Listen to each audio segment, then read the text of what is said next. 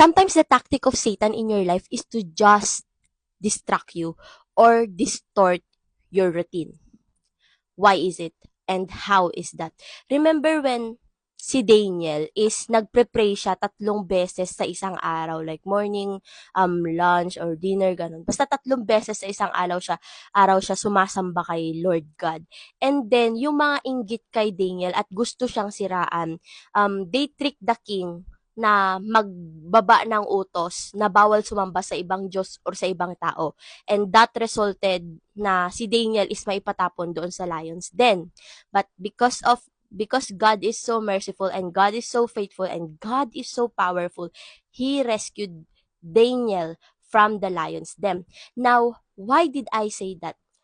'Di ba? Kasi guys, we have our routine na when God called us to step up, or when God called us to do something, sometimes it comes with a habit, sometimes it comes with a routine na dapat maaga kang gumising, na dapat you have to exercise, na dapat is even the simplest task lamang.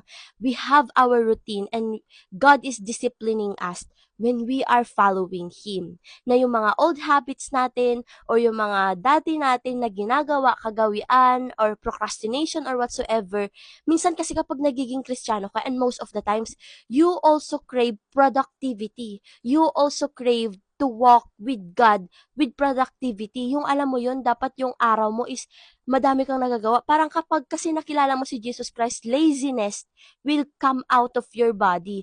Laziness will go out from you. Yung hindi ka na masyadong tinatamad, like you just want to do things. You have this routine, you have this disciplined path when you are walking with God. And you know what, sometimes the enemy will just distract or distort our routine for us to be delayed, for us to be distracted. Like for example, bibigyan kanya ng unexpected na mga bagay, or kaya bigla niyang may papadala siya sa yung tao to distract your routine or to distract your habits or whatsoever, o kaya i-influence ka, bibigyan ka ng problema, bibigyan ka ng sakit, bibigyan ka ng kung ano-ano just to distort you, just like what happened to Daniel in this story, na ang simple-simple lang o yung routine lang niya. Because you know what, sometimes, hindi, most of the times, Satan does not see you prospering in God.